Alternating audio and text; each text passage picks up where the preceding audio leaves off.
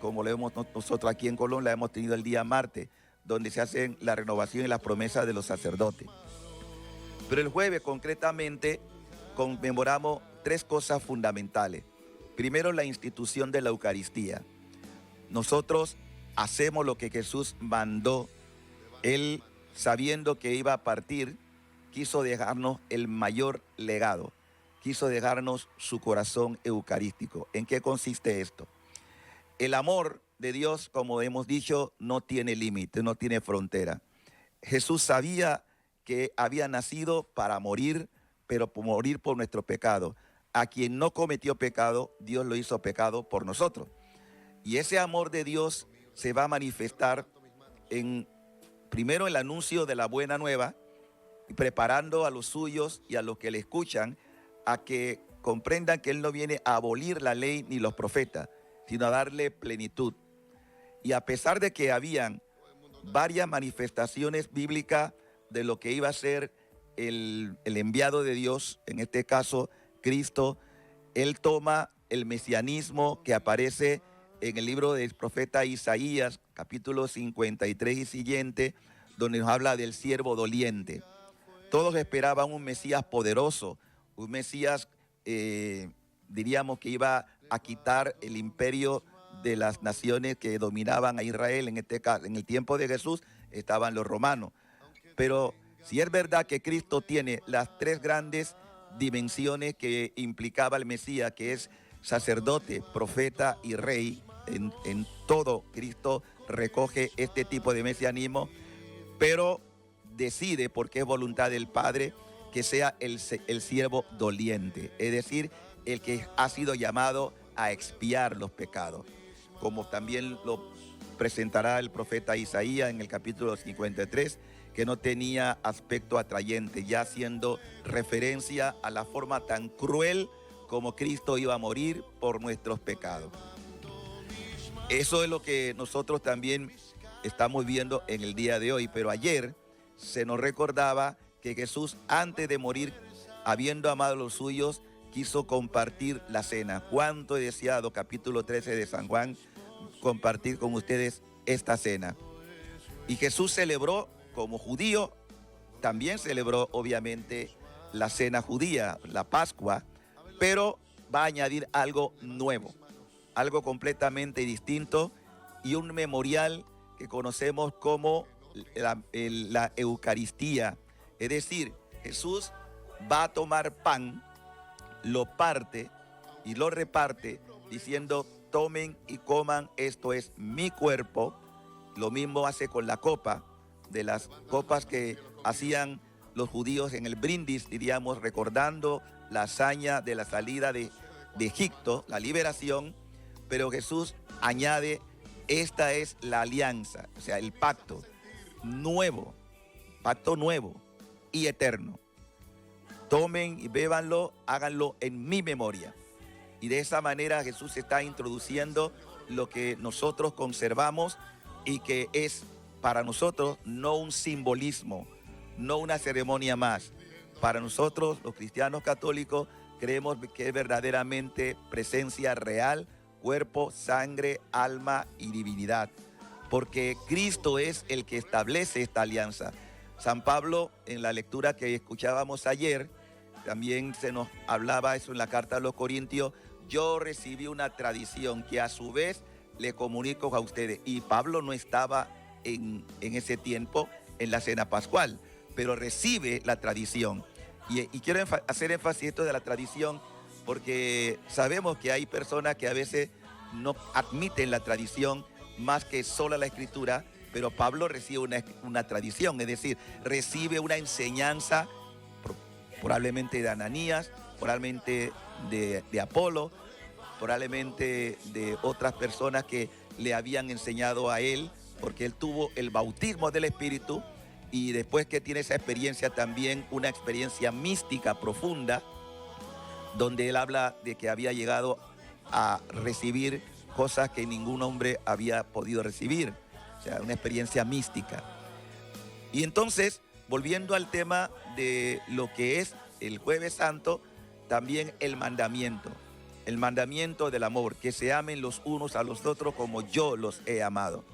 Este extremo del amor Jesús lo pide de todos sus discípulos, pero para ello también requería de un signo, porque toda la escritura, sobre todo el Evangelio de Juan, nos habla de los signos de Jesús, que es equivalente a los milagros, es lo mismo, señales que apuntan a una realidad mayor de la que nosotros podemos ver. En este caso, Jesús, sabiendo que iba a morir, se quita el manto, se ciñe una toalla y empieza a lavar los pies de los discípulos. Lo cual para Pedro y para todos, pero Pedro quizá la figura que más reacciona negativamente, dice, ¿cómo tú me vas a lavar a mí los pies? Porque obviamente sabemos que el lavatorio de los pies era una facultad que hacían solamente en aquellas casas donde habían servidores o esclavos que limpiaban los pies de los amos. Y que Jesús haga el servicio que el propio de los esclavos, no olvidemos que Jesús es el siervo doliente. Va a ser a nosotros semejante en todo, menos en el pecado. Y si Él es capaz, siendo Dios, de humillarse y de ordenarle, hagan esto también en mi memoria, límpiense los pies unos a otros. Eso representa el anonadamiento. Cuanto más bajos somos, más nos eleva nuestro Señor. Más grandes somos a sus ojos. Y Jesús, siendo de condición divina, no se aferró a su categoría de Dios, sino que se rebajó, como dice el apóstol Pablo en la carta a los Filipenses, para levantarnos también a nosotros en la cruz. De allí la señal. Si ustedes se bajan, ustedes serán exaltados y mirarán al que crucificaron, pero al mismo tiempo diciéndole, esto que yo estoy haciendo con ustedes, también ustedes han de repetirlo unos a otros como el signo del amor más grande que yo le estoy prodigando a ustedes. De esa manera, completamos entonces los signos del Jueves Santo, donde terminamos nosotros con lo que llamamos nosotros la reserva de las formas sagradas que fueron consagradas ayer y que hoy, por eso hoy es el único día en todo el mundo donde los cristianos católicos no celebramos la Eucaristía. Tenemos la reserva que ayer se consagraron y que van a ser consumidas en la liturgia de esta tarde, donde se celebre pues el misterio de la pasión de nuestro Señor Jesucristo. Entonces, eso sería la primera parte. La segunda es la que corresponde al día de hoy, Viernes Santo. Este Viernes Santo se caracteriza por la desnudez de los altares, en señal de lo que representa pues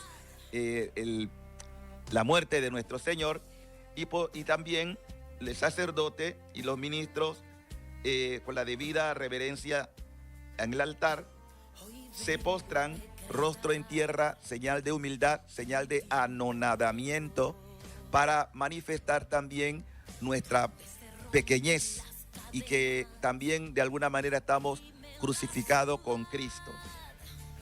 En este día, como señalaba, se da la comunión a los que le han faltado o tengan necesidad de ir al servicio, que por cierto es importante que como cristianos católicos participemos de esta gran ceremonia que es la meditación. Por eso en muchos sitios, muchas parroquias, capillas, se hace el Vía Crucis, es acompañar a nuestro Señor y recordar el precio que tuvimos que pagar nosotros por nuestra indolencia, por nuestro pecado, por nuestra rebeldía, por nuestra soberbia, en fin, por todos los pecados.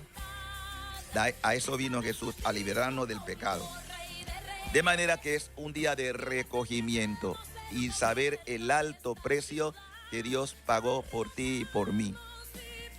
Luego, terminado el día de hoy, pasamos a Sábado Santo, no Sábado de Gloria como algunos dicen, no es el Sábado de Gloria, es Sábado Santo porque todavía hasta la vigilia pascual que empieza ya después de las 7 de la noche, 6 o 7 de la noche, con la vigilia pascual cuando proclamamos nosotros la resurrección. Recuerden, también nosotros tenemos muchas herencias de los judíos, porque obviamente Jesús era judío, los apóstoles eran judíos, la Virgen María era judía. Entonces heredamos cosas que son valiosas, ¿no? Entonces el Sabbat, la importancia de celebrar el Sabbat, que empezaba el viernes en la tarde y culminaba el sábado en la tarde. Es lo que conocemos como el Sabbat. Ya entonces entramos en el primer día de la semana, por eso hablamos del primer día de la semana como señal de que Cristo resucitó el domingo. Y de esa forma, hoy el Vía Crucis, el recordar o meditar todo lo que padeció nuestro Señor por nuestros pecados.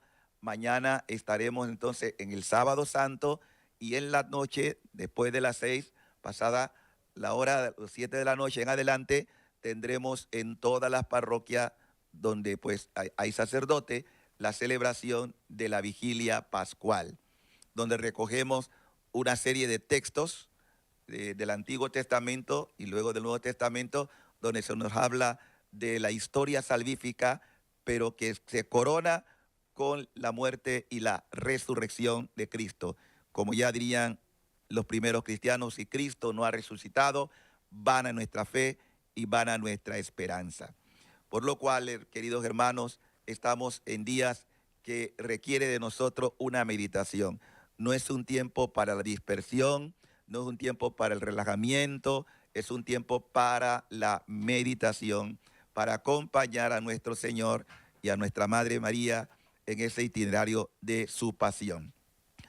Yo quisiera compartir ahora, dentro de ese día, una hermosa lectura de uno de los padres de la iglesia, donde nos habla de este misterio y que a continuación voy a leerle porque creo que vale la pena meditar en todo lo que Jesús por nosotros ha hecho. En este día recogemos pues esta meditación que corresponde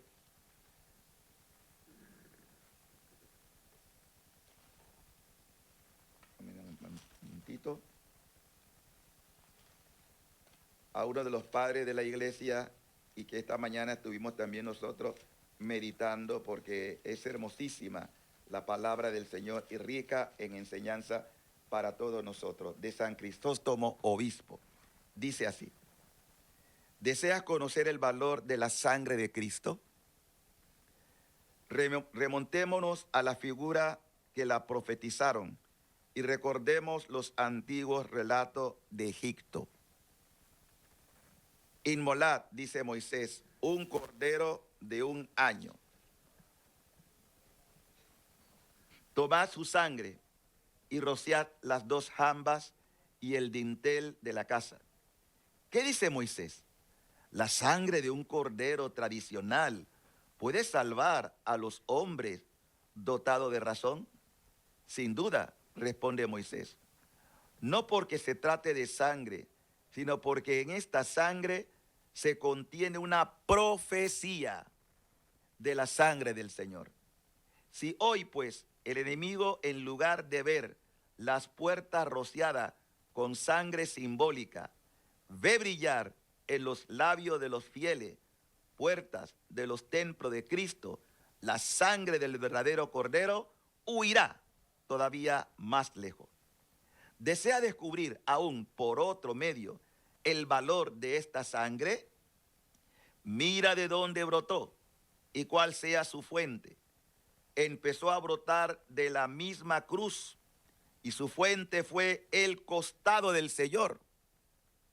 Pues muerto ya el Señor, dice el Evangelio, uno de los soldados se acercó con la lanza, le traspasó el costado y al punto salió agua y sangre. Agua como símbolo del bautismo, sangre como figura de la Eucaristía. El soldado le traspasó el costado, abrió una brecha en el muro del templo santo y yo encuentro el tesoro escondido y me alegro con la riqueza hallada. Esto fue lo que ocurrió con el Cordero. Los judíos sacrificaron el Cordero y yo recibo el fruto del sacrificio. Del costado salió sangre y agua. No quiero, amado oyente, que pases con indiferencia ante tan gran misterio, pues me falta explicarte aún otra interpretación mística. He dicho que esta agua y esta sangre, gran símbolo del bautismo y de la Eucaristía, pues bien, con estos dos sacramentos se edifica la iglesia, con el agua de la regeneración y con la renovación del Espíritu Santo, es decir, con el bautismo y la Eucaristía, que han brotado ambos del costado de Jesús, se formó pues la iglesia, como del costado de Adán fue formado Eva. Por esta misma razón, afirma San Pablo, somos miembros de su cuerpo, formados de sus huesos, aludiendo con ello al costado de Cristo, pues del mismo modo que Dios formó a la mujer del costado de Adán, de igual manera Jesucristo nos dio el agua y la sangre, salido de su costado, para edificar la iglesia. Y de la misma manera que entonces Dios tomó la costilla de Adán mientras éste dormía, así también nos dio el agua y la sangre después que Cristo hubo muerto. Mirad de qué manera Cristo se ha unido a su esposa. Considerad con qué alimento la nutre. Con un mismo alimento hemos nacido y nos alimentamos. De la misma manera que la mujer se siente impulsada por su misma naturaleza a alimentar con su propia sangre y con su leche a aquel a quien ha dado a luz, así también Cristo alimenta siempre con su sangre a aquellos a quienes él mismo ha hecho renacer. Esta homilía corresponde a uno de los grandes santos de la iglesia, San Juan Crisóstomo. Pero hay algo más también que podemos nosotros añadir a este Viernes Santo, Viernes del dolor, de la pasión de nuestro Señor, y que lo vamos a ver en una de las tradiciones que la iglesia en los últimos años ha ido incorporando dentro del marco de lo que conocemos como el Viernes Santo. ¿Y de qué se trata? Se trata de una de las grandes devociones hermosísimas, basado en lo que hemos escuchado, primero que tiene fundamento bíblico. Sabemos que el último zarpazo que recibió Cristo, ya muerto, fue la lanzada donde brotó sangre y agua. Y dice el Evangelio de Juan, el que lo vio da testimonio, y él sabe que su testimonio es de verdad o verdadero. Pero ¿qué implica ese costado abierto? Aquí hay toda una revelación. Dios quería sellar con la alianza, como ya Jesús, acuérdense que en la cena pascual Jesús tomó el pan y lo partió. Era un anticipo de que así como él partía ese pan, él se iba a partir por nosotros, es decir, se iba a entregar. Y al partirse él, o sea, quebrarse él por amor por nosotros, dice, tomen y coman. Y luego la copa, es decir, la sangre. Y de esa copa, dice, tomen y beban, esta es mi sangre, que será derramada por ustedes para el perdón de los pecados. Y Jesús, en su pasión, la que estamos conmemorando hoy, nos amó a tal extremo que nos selló, nos marcó. Ya no necesitamos nosotros poner la sangre simbólica de un animal en las puertas de la casa para que el ángel exterminador no nos toque. Hoy tenemos la sangre del Cordero que nos ha sellado, y el que está sellado por la sangre de Cristo tiene pertenencia a Cristo, por lo cual el enemigo no puede hacer nada que no esté en la voluntad de Dios, de aquel que ha confiado en Cristo, lo ha reconocido como su Señor, como su Salvador, como su Rey. Y por eso tenemos que ser sellados. Y ese sello lo recibimos dos veces. Primero, por la gracia del bautismo. Porque cuando somos bautizados, sumergidos en ese costado, volviendo a la simbología que usa la palabra de Dios y que hemos escuchado de San Juan Crisóstomo, esa agua que brotó del costado significa el bautismo, la nueva vida, que él mismo manda a sus discípulos, vayan por el mundo, bauticen, anuncien la buena nueva. A los que crean, estas son estas señales que van a ustedes manifestar. Es decir, vamos a pasar a ser hijos de Dios. Y si somos hijos de Dios, también vamos a ser herederos, coherederos con Cristo. Vamos a tener la misma herencia, lo cual significa la buena nueva, que no hemos sido llamados a que nadie se condene, que nadie se pierda, sino que cambie su vida. Dios quiere sellarte con la sangre del Cordero. Dios quiere hacer de ti una criatura nueva. Dios quiere marcarte con su sangre. Esa es la sangre que brotó del costado abierto de Cristo. Y dije que en estos últimos años, y le agradecemos mucho a San Juan Pablo II, el Papa de la Divina Misericordia, porque en su nación, Polonia, hubo una de las grandes profetas de estos últimos tiempos, llamada Santa Faustina Kowalska. Esta santa, ustedes pueden consultar hoy en las redes sociales, hay mucho sobre ella. Santa Faustina Kowalska recibe toda una revelación y compone un diario conocido como el Diario de la Divina Misericordia. ¿De qué trata ese diario? Ese diario son coloquios que Jesús tuvo con ella a lo largo de su vida. Murió a temprana edad, siendo religiosa, y ella, el Señor le pide que quería establecer una fiesta el Viernes Santo, lo cual resulta muy interesante. Hay muchos textos que pudiéramos leer del diario, pero yo me quiero concretar solamente a uno en particular, porque tiene que ver con lo que el Señor espera de cada uno de nosotros, la fiesta de la Divina Misericordia. Le dice el Señor en uno de los numerales 49,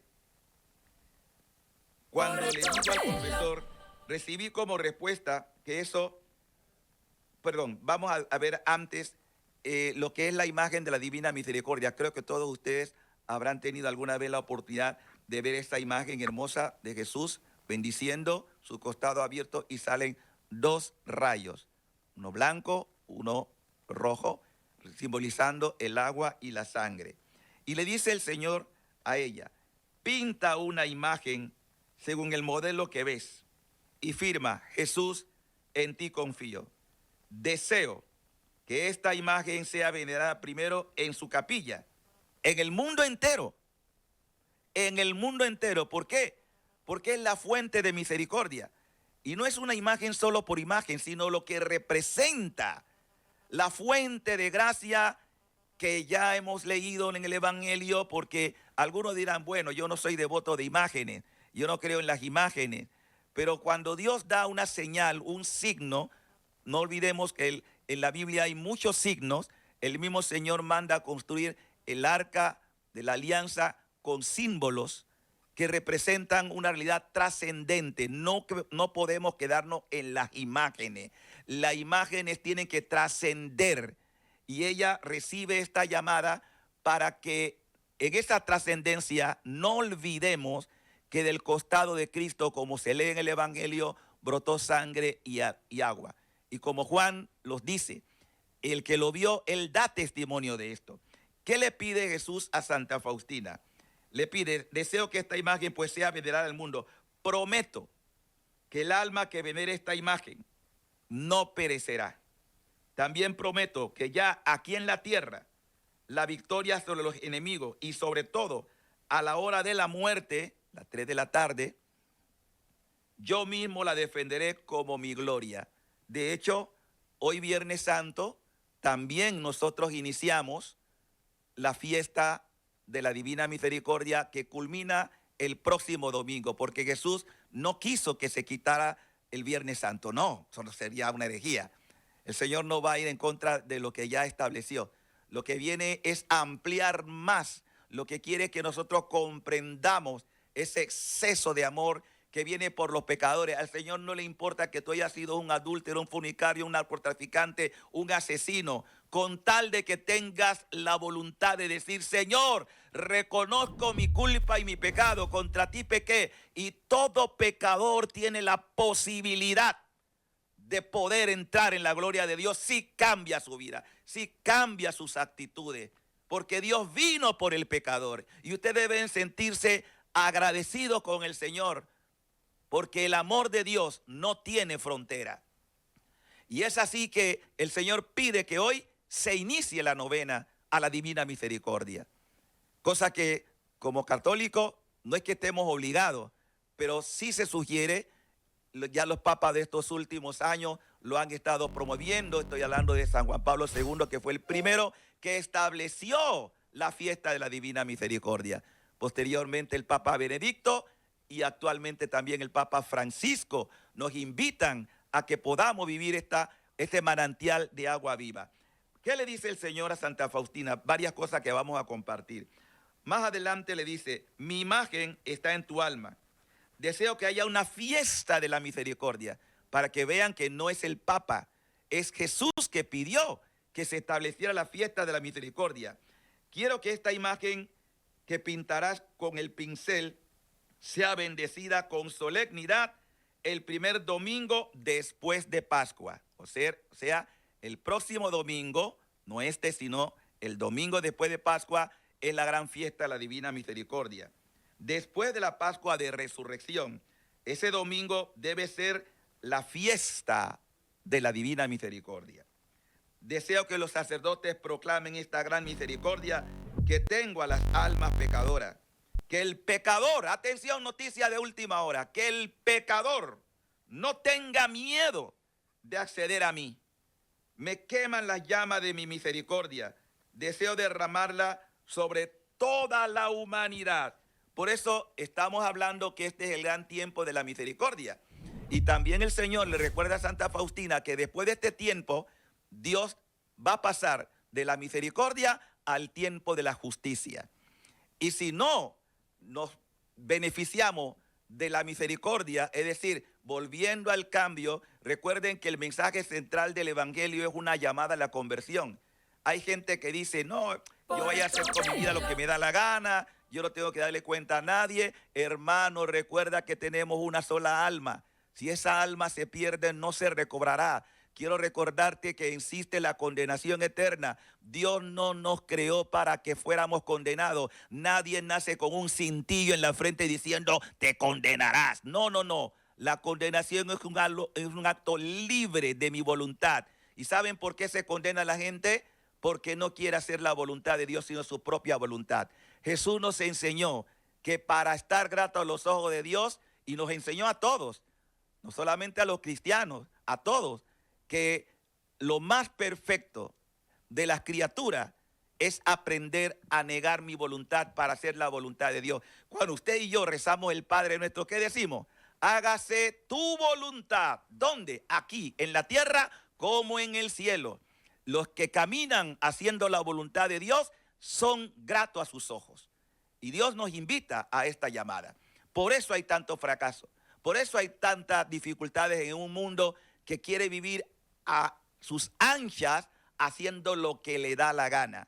Hermano, aquí no estamos para hacer lo que me da la gana, porque la paga del pecado es la muerte, mas el don, la dádiva de Dios es la vida eterna. Y miren que el Señor, siguiendo hablando a Santa Faustina, le dice, entre otras cosas, porque todo esto es parte del diario, en el numeral 83 de su diario le dice: escribe esto, escríbelo. Jesús la llama su secretaria. Antes de venir como justo juez, fíjense bien esto, antes de venir como justo juez, ¿qué quiere decir eso? Que Jesús va a volver. Hay gente que piensa que Cristo no va a volver. Cristo prometió: me voy, pero volveré a ustedes. Pero también hace una pregunta a sus discípulos: cuando yo vuelva, ¿habrá fe en la tierra? ¿Saben por qué Jesús hace esa pregunta? Porque él bien sabía que llegaría un tiempo en que la gente dejaría de creer, que la gente no va a seguir a Dios. Eso se llama lo que Pablo también en sus cartas habla de la gran apostasía. Apostasía es la renuncia a la fe. Apostasía es hacernos incrédulos. Apostasía es vivir como si Dios no va a dar cuenta de nuestra vida. Dios nos va a llevar el juicio. Y por eso Jesús dice, antes de que venga como justo juez, vengo como rey de misericordia. Antes de que llegue el día de la justicia, le será dado al hombre este signo en el cielo. ¿Y qué signo? Ustedes han oído que cuando los israelitas pecaron por desobediencia en el desierto, a pesar de que ya habían visto el poder de Dios de cómo los sacó de la esclavitud de los egipcios y los llevó por el desierto, un recorrido que debía durar 40 días, duró 40 años. ¿Y por qué? Por la terquedad, por la dureza del corazón, que siempre andaban murmurando contra Moisés y contra Dios.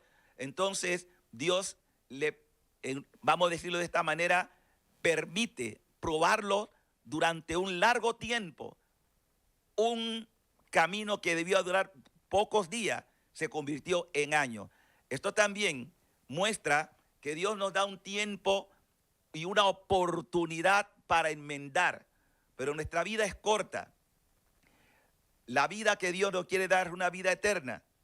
No nacimos, repito, para padecer o morir. Nacimos para ser hijos de Dios.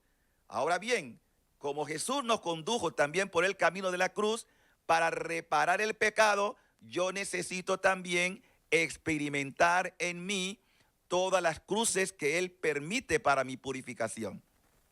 Volviendo al tema de la justicia de Dios, Él va a regresar. Cristo volverá porque se lo dio a sus discípulos. Nadie sabe el día ni la hora. Por eso hay que estar preparado. No sabemos el día ni la hora. Y cualquiera que predique un día, una hora, un mes, es mentiroso. Porque eso está reservado en el cielo. Y dice nuestro Señor que ese día, cuando Él venga, dejará una señal previa. Así como Moisés levantó la serpiente de bronce, interesante, una imagen, y al que veía esa imagen, dice, se curaba por aquellos que habían sido mordidos por la serpiente. Quien veía esa imagen, se curaban. Pero ¿qué quiere representar? Quiere representar que Dios quería, así como habían sido ellos por el pecado, y recuerden que Satanás es símbolo del pecado también, que sedujo a nuestros primeros padres.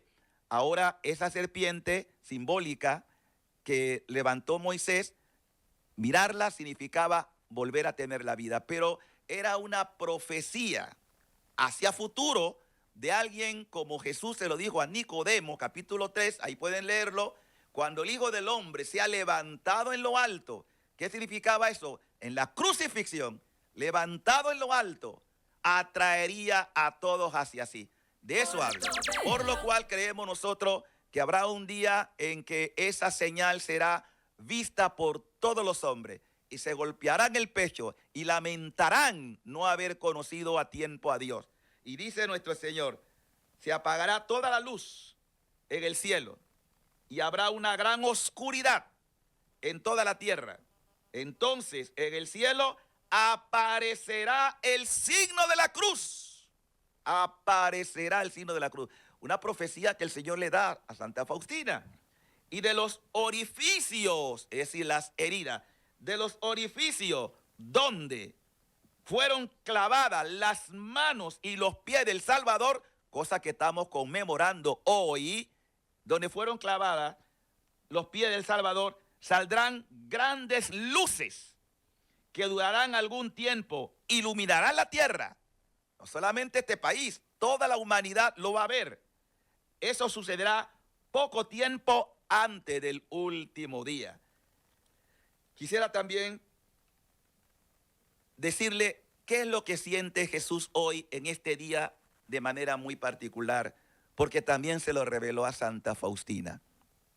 En el numeral 1074 del diario que ella escribió, le dice, cuando fui a la adoración, ella está hablando primero, Faustina, de lo que el Señor le quería revelar, escuché esta palabra, hija, mi amada, apunta estas palabras.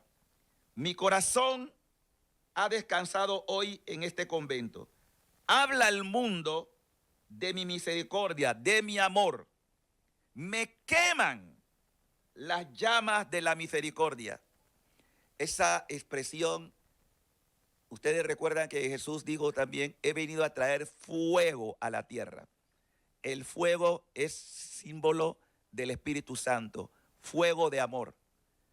Es tanta la gracia amorosa que tiene Jesús para repartir que él siente que se incendia de amor.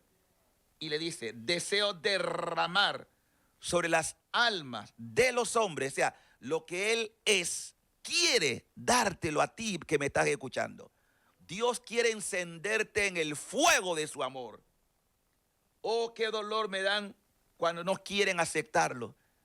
El gran sufrimiento de Cristo hoy es el rechazo de la humanidad. El gran dolor de Cristo es la indiferencia de los hombres. El gran dolor de Cristo es que no confíen en su misericordia. Jesús dice en otro apartado que aunque el alma esté lo más podrida, como un cadáver en putrefacción, tiene todavía oportunidad de resucitar. Es decir, así como hizo con Lázaro, que llevaba 4 días en el sepulcro, Cristo lo sacó del sepulcro. Pero no lo llamaba solamente a la vida física en el sentido de que volvió a resucitar, sino nos estaba hablando de que Él es el Señor de la vida y de la muerte. Y que nos llama a la vida, no a la muerte. Tú no naciste para ser condenado ni para morir. Nosotros mismos, el rechazo de Dios es lo que nos lleva a la muerte. El no creer en su palabra. Y le sigue diciendo en el diario, hija mía, haz lo que esté en tu poder para difundir la devoción de mi misericordia. Yo supliré lo que te falta. Dile a la humanidad, no solamente a Polonia, de donde ella era, que se abrace a mi corazón misericordioso y yo le llenaré de paz. Di, hija mía, que soy el amor y la misericordia mismo. Cuando un alma se acerca a mí con confianza, la colmo con tal abundancia de gracia que ella no puede contenerla en sí misma, sino que las irradia sobre las almas. Miren, yo leo esto y no puedo, hasta que estoy sudando, aparte del café que me estoy tomando, pero estoy sudando de esa fuerza del amor de Dios, porque es fuerza de Dios.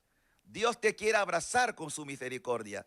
Deja que te toque, deja que te ame, deja que ese espíritu descienda sobre ti y ríndete a Él. Hoy es un día para que tú te pongas de rodillas y digas, Señor, reconozco mi culpa y mi pecado, contra ti solo pequé, cometí la maldad que aborrece, en la sentencia tendrás razón y en el juicio brillará tu rectitud.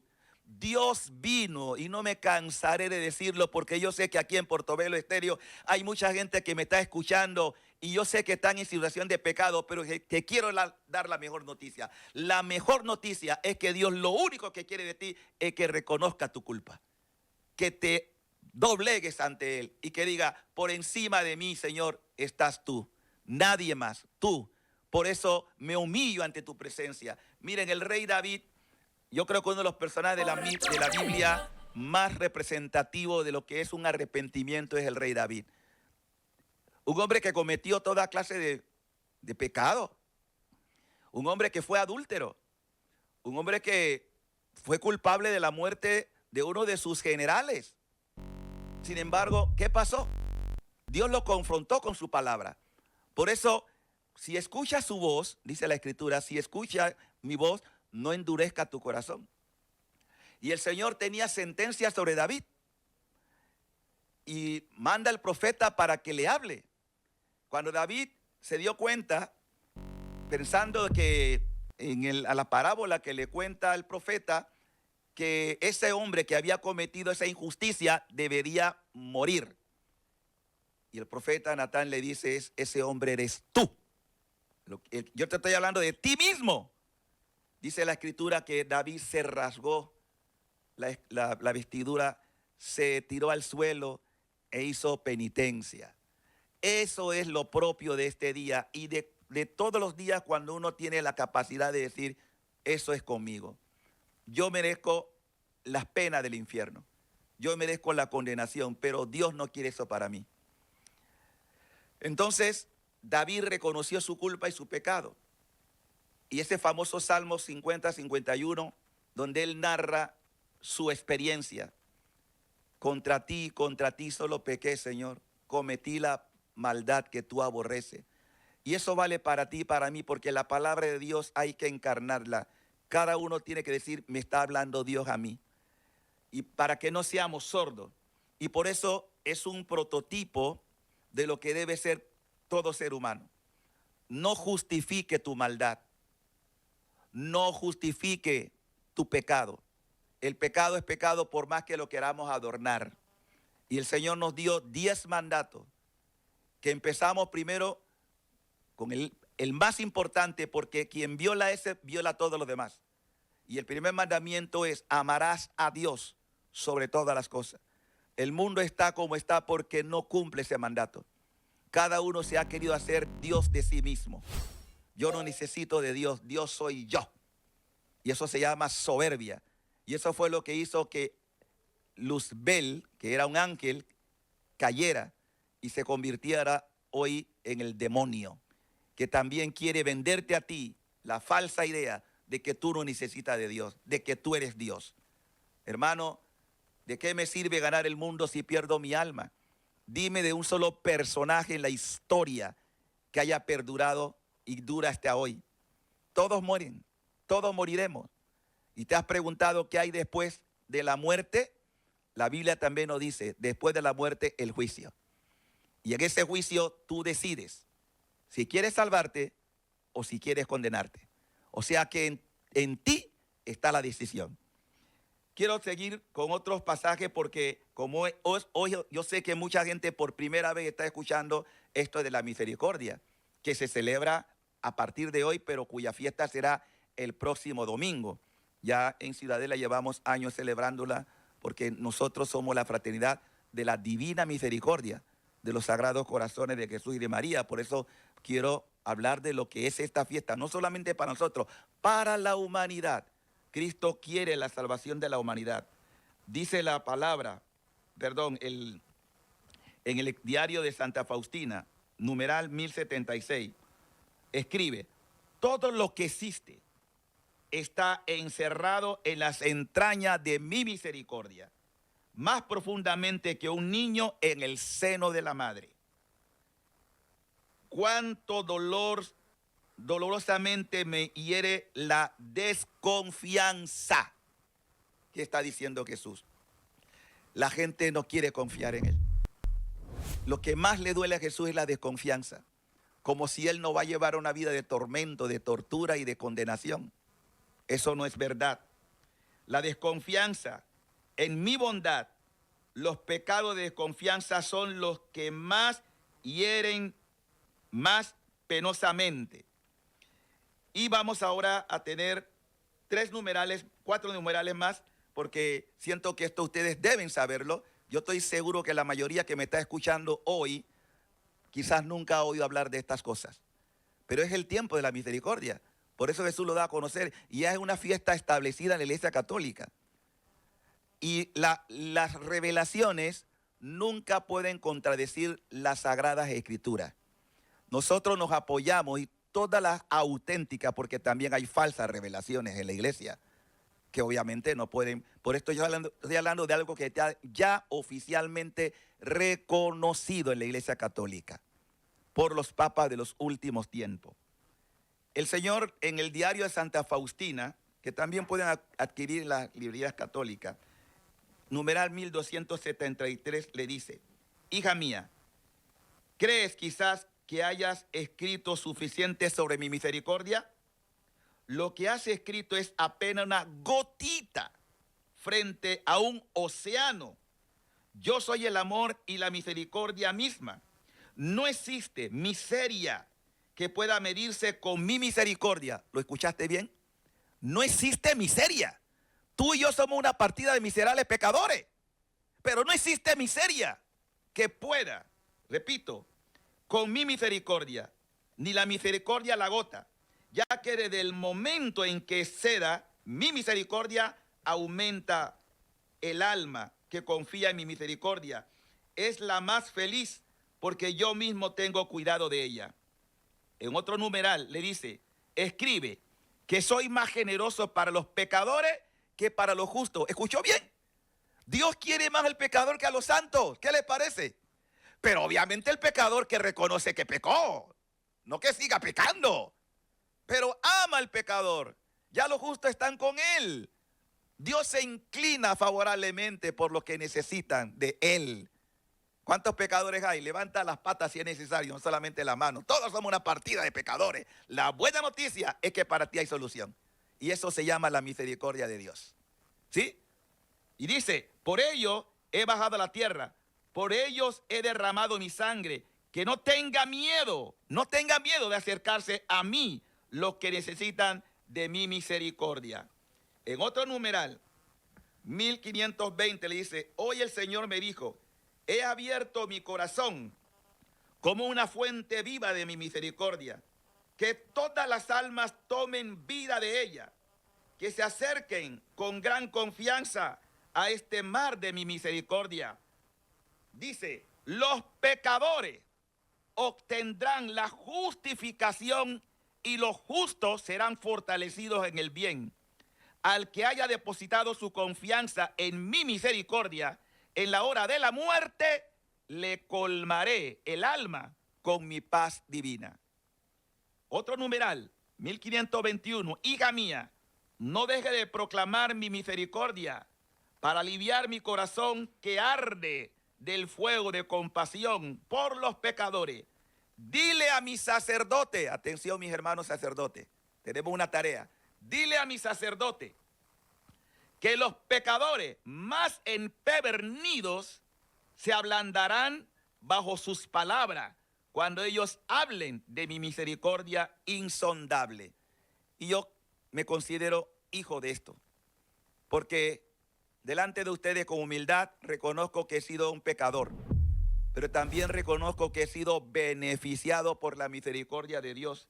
Y no puedo dejar de hablar de esto, porque lo he experimentado. ¿Cómo voy a silenciar lo más grande que Dios ha querido darnos? Su infinito amor, su infinita misericordia. Habla de mi misericordia insondable, de la compasión que tengo por ellos en mi corazón.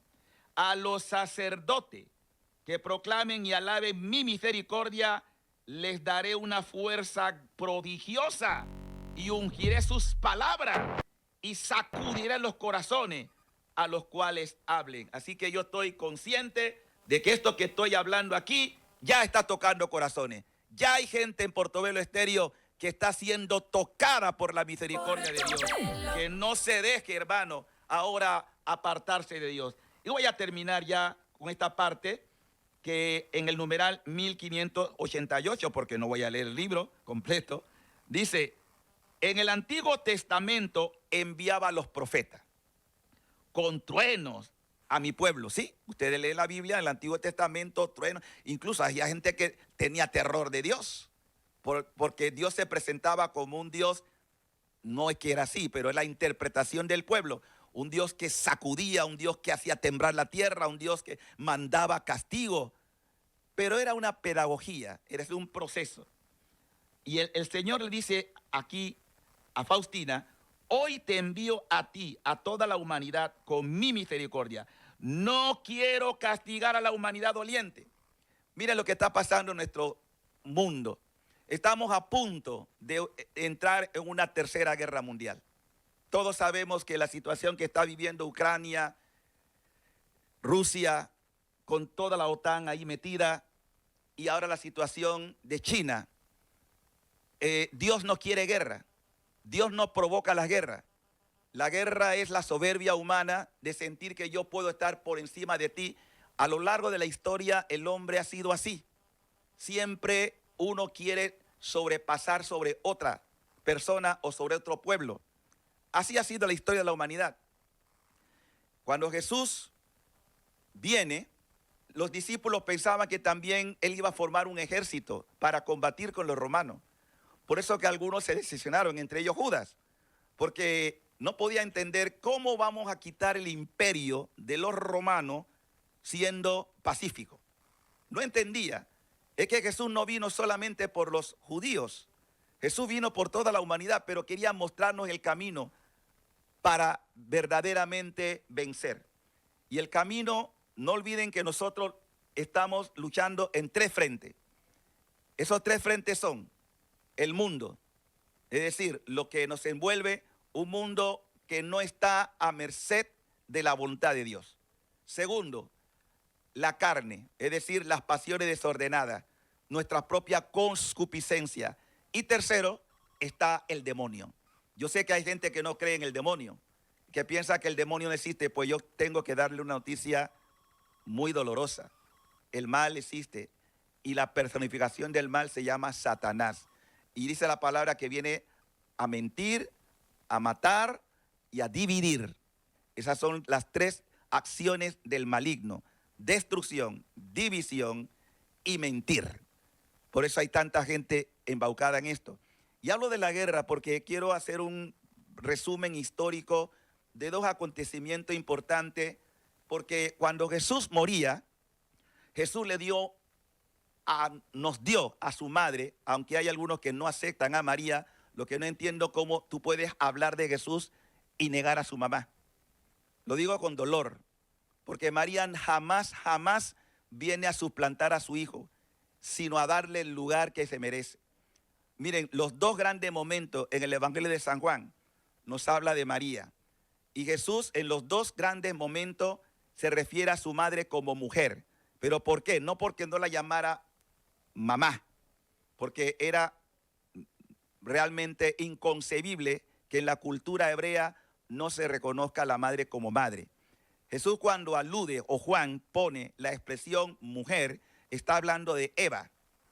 Así como Pablo dirá que Jesús es el nuevo Adán, nosotros podemos decir María es la nueva Eva.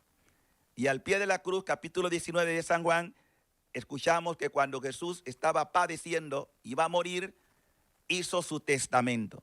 Y el testamento es el siguiente: mira a la madre. Así dice Juan, mira a la madre, es decir, a la mamá. Y luego le dice, mujer, si quieren interpretarlo de manera realmente profética, Eva. Mira a la madre, a Eva, la nueva Eva, y le dice, mujer, ahí tienes a tu hijo. Y miraba al discípulo amado, que también es profético esto. No es la figura exclusiva de Juan, sino que todos los que amamos a Jesús, Juan no es el único que ama a Jesús, todos los que aman a Jesús también son hijos de Dios y por lo tanto hijo de María. Porque el texto dice, he ahí a tu madre. Y de aquel momento el discípulo la acoge y se convierte en hijo también de María. Dios nos dio a una madre. No estamos huérfanos en el mundo. Y Dios desea que también acojamos a la madre. El primer capítulo, el primer milagro, el primer signo que hace Jesús fue en una boda, es decir, en una familia. Y ustedes se preguntarán por qué. Porque todo es sabio en la voluntad divina. Dios sabía que la primera pareja fue presa del pecado por desobediencia.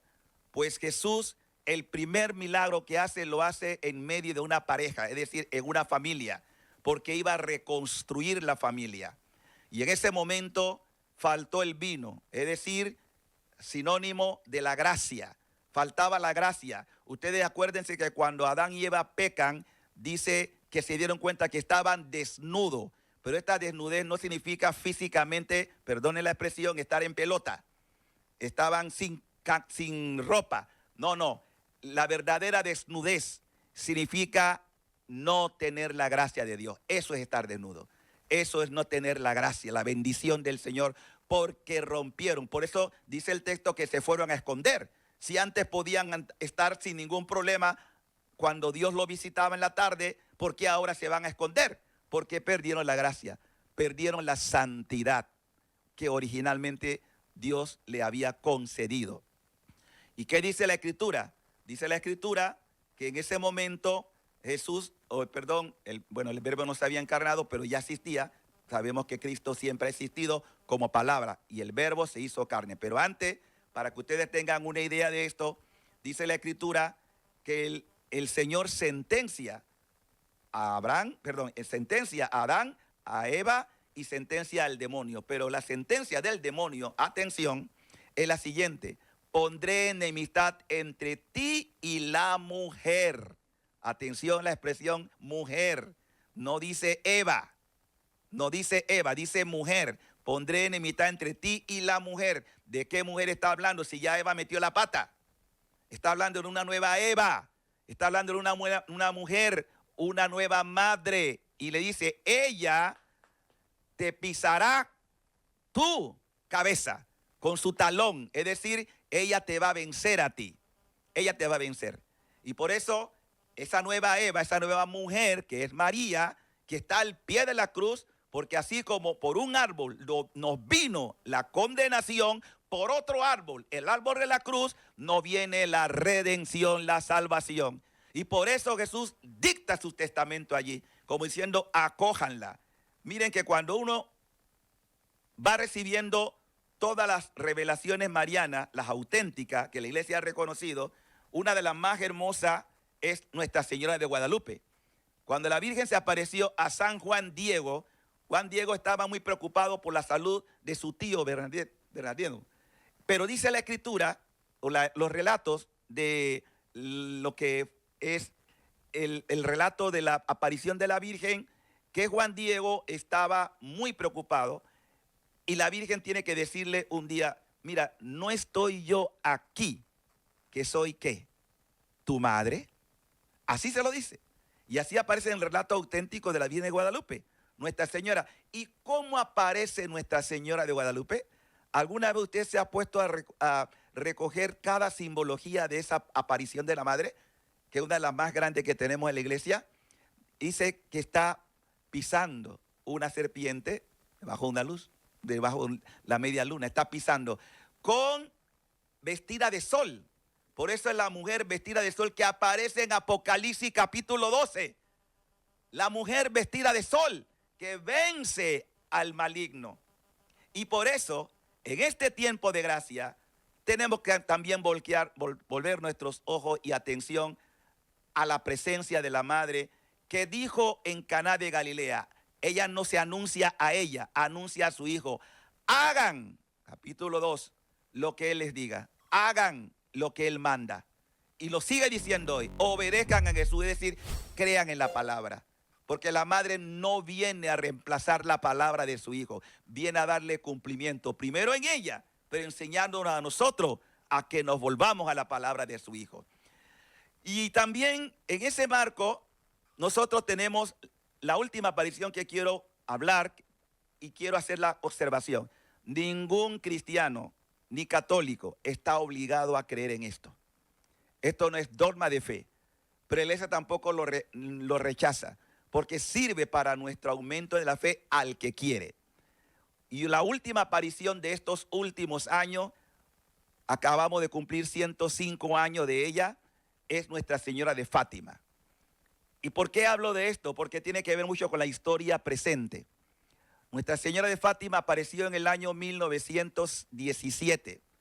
Antes de esa aparición, la Virgen, antes de que se diera, Dios mandó el ángel de Portugal. El ángel, porque cada país tiene un ángel que lo protege. Nosotros los panameños tenemos uno, aunque no lo conozcamos y aunque nunca lo invoquemos. Pero nadie se refiere al ángel de Panamá. Deberíamos pedir la protección del ángel de Panamá. Ahora que estamos sintiendo temblores y todo lo demás, ángel de Panamá, cada país tiene su ángel. Y dice la historia de Fátima que el ángel le entrega dos cosas fundamentales a los niños. La presencia real de Jesús en la Eucaristía. Y le dice, oh Dios, dos oraciones, oh Dios, yo creo, adoro, espero y te amo. Pido perdón por los que no creen, no adoran, no esperan y no te aman. Y la otra oración que solemos hacerla cuando hacemos el Santo Rosario es Santísima Trinidad, Padre, Hijo y Espíritu Santo. Os adoro profundamente y ofrezco el preciosísimo cuerpo, sangre, alma y divinidad de tu amadísimo Hijo, nuestro Señor Jesucristo, presente en todos los sagrarios de la tierra, en reparación de los ultrajes, sacrilegios, desprecios e indiferencia con que Él es ofendido. Y por los méritos infinitos del Sagrado Corazón Eucarístico de Jesús y del Inmaculado Corazón de María, pido la conversión de todos los pecadores. Pues bien, eso ocurre en el año 1916. En el año 1917, la Virgen viene en el mes de mayo. Vamos a cumplir un aniversario más próximamente, el 13 de mayo. Y van a ser 6 manifestaciones, la última el 13 de octubre de ese año. ¿Saben qué dijo la Virgen? Que mucha gente ignora. Dentro de esas manifestaciones dijo, la guerra va a terminar. ¿Pero de qué guerra hablaba? Hablaba de la Primera Guerra Mundial. La Primera Guerra Mundial que empezó en el año 14 y termina sobre el 17-18. ¿Y qué representó esa Primera Guerra Mundial? Destrucción y muerte. Millones de seres humanos, millones van a ser asesinados. Van a morir. Y la Virgen advierte, Dios no quiere esto. Y dice, para impedir, dice, si ustedes no cambian, vendrá una guerra peor que la primera. Y la Virgen estaba ya visualizando la Segunda Guerra Mundial. Esto es historia, pero que muchos no lo creen. La Virgen dijo, si ustedes no cambian, vendrá una guerra peor. Ya hablaba la Virgen de la Segunda Guerra Mundial. Y dice, para impedirla, que no venga, porque ¿quién ha dicho que las profecías tienen que cumplirse al pie de la letra? Las profecías están condicionadas. ¿Y condicionadas a qué? A nuestro cambio. Escuchen la palabra de Dios en la historia de Jonás y Nínive. Los ninivitas estaban depravados. Dios mandó a Jonás. Jonás no quería ir a Nínive y fue de mala gana. Sin embargo, dice la palabra que los ninivitas escucharon y cambiaron. Dice que hasta los animales hicieron penitencia. Una manera de dramatizar, ¿verdad? Que la importancia del cambio de actitud. Y cambiaron. ¿Y qué ocurrió? Dios no mandó lo que estaba profetizado. Pues lo mismo está pasando hoy. Dios está mandando un nuevo arca, así como en tiempo de Noé. Y ese arca es el corazón de la madre. Dios nos está diciendo, entren en el barco, estamos hablando de una alegoría, de la salvación, que es el corazón de la madre que nos lleva al Hijo. La madre no es para apropiarse de nosotros, sino para llevarnos al puente de salvación que es su Hijo, Jesucristo. Hagan lo que Él les diga, pero ella es el puente donde podemos, porque no hay cosa más hermosa que sentir la ternura de una madre. Dios nos dio a esa madre. Y por eso dijo, para que esto no ocurra, Dios quiere establecer en el mundo una devoción. Esa devoción es mi inmaculado corazón. Es como el nuevo arca de la alianza, que quien asume lo que hizo el discípulo amado de acoger a la madre, podrá tener protección. Si no hacen esto, y escuche, esto es historia. Rusia, ¿quién podía hablar de Rusia? Estamos en el año 17. Va a extender sus errores por el mundo. Persecución.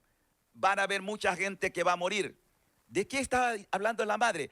La madre viene en el mes de mayo y la revolución bolchevica ocurre en ese mismo año, en el mes de octubre.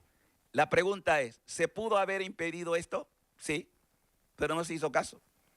Y viene lo que conocemos hoy, la revolución bolchevica, el comunismo que se expandió por todo el mundo y todavía tiene sus secuelas. Aunque allá la Unión Soviética no existe como tal, pero los errores se extendieron.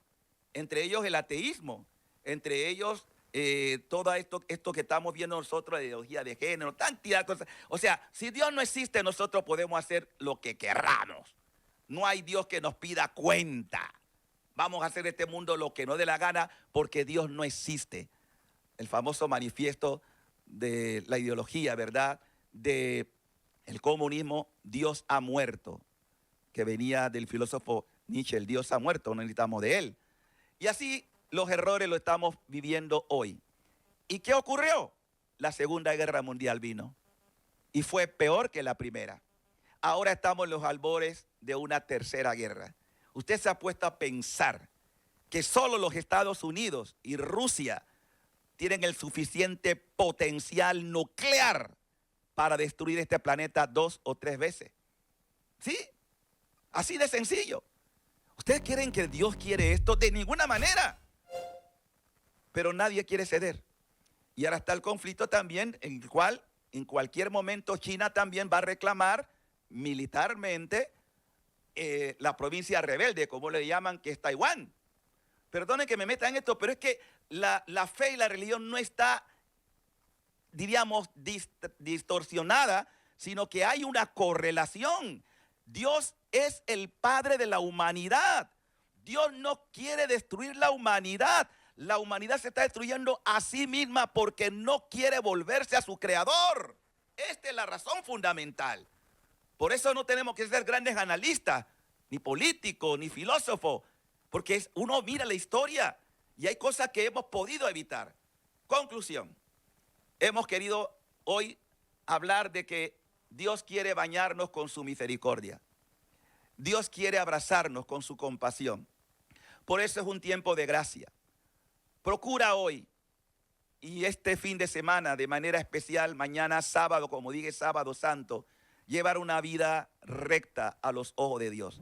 Procura hoy reconocer tu culpa. Yo sé que no todos tendrán quizá la oportunidad de ir a un sacerdote y confesarse, pero basta que tengas un sincero arrepentimiento y le pidas al Señor, como vamos a hacerlo ahora: Señor, contra ti pequé, y pedir su misericordia, porque Dios quiere la salvación de todos. Vamos a orar un momento.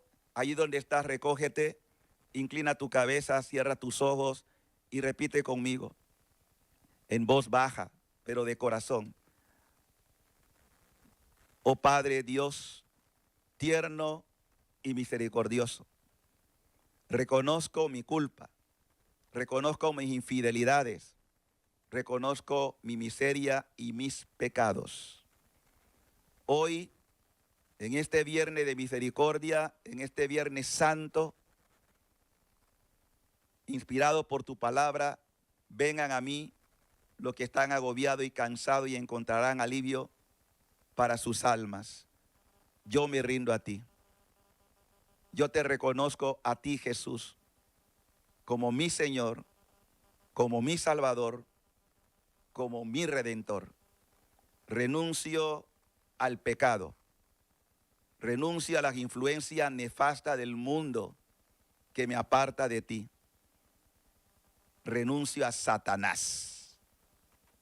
Y hoy decido humildemente seguirte con todo mi corazón, con toda mi alma, con toda mi fuerza, porque fuera de ti, oh Jesús Nazareno, Jesús que padeciste, no hay otro nombre dado a los hombres por el cual podamos ser salvados, que solo tú, Jesús, tienes palabra de vida eterna.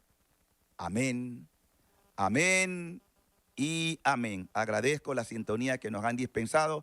Pueden después darle testimonio a Damaso de lo que han experimentado con esta reflexión para gloria del Señor. Y seguimos la programación porque hoy es un día para varios meditaciones de la palabra. Bendición a todos y desde ya le auguro a todos una feliz Pascua de Resurrección. Bendiciones.